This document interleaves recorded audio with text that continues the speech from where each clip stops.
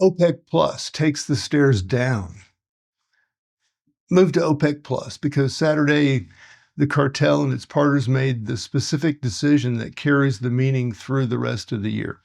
On August 2nd, OPEC-Plus, that's Saudi Arabia, Russia, Iraq, Kuwait, Algeria, Kazakhstan, and Oman, agreed in principle to further 188,000 barrels per day production increase for September.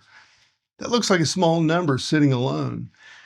Read it in the context, and it's a specific completion of a program that has been running quietly for over 2 years. Back in 2023, the same group announced a 1.65 million barrel a day voluntary production cut. That cut was in addition to their formal quotas. It came off crude supply the world was expecting, and it was one of the specific moves that pushed prices up out of that year's soft patch. The September 188,000 barrel increase completes the phased unwind of that entire 1.65 million barrel voluntary cut.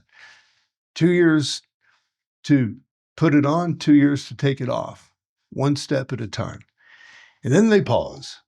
The same August 2nd agreement pairs the September increase with a commitment to hold output flat through the fourth quarter of 2026. No further hikes on the schedule.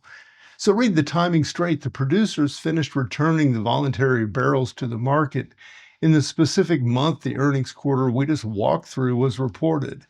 And then they stop right as Iran keeps threatening regional energy infrastructure in Israel and Saudi Arabia and Qatar and Kuwait and Bahrain and in the United Arab Emirates. On August 1st, Kuwait Air defenses intercepted Iranian drones.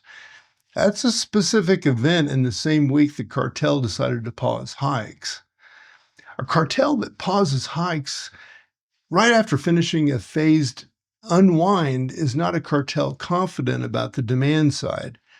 It's a cartel that has restored its pre-cut position and now wants to see what actually happens with the shipping lane before it commits to any further supply decision.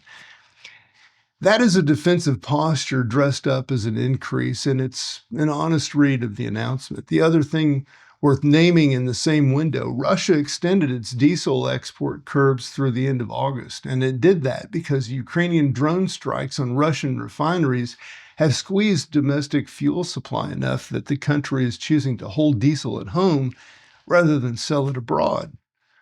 So on the same weekend, the cartel took the last step down the stairs on crude oil, and one of its partners took the second step up the stairs on holding diesel back.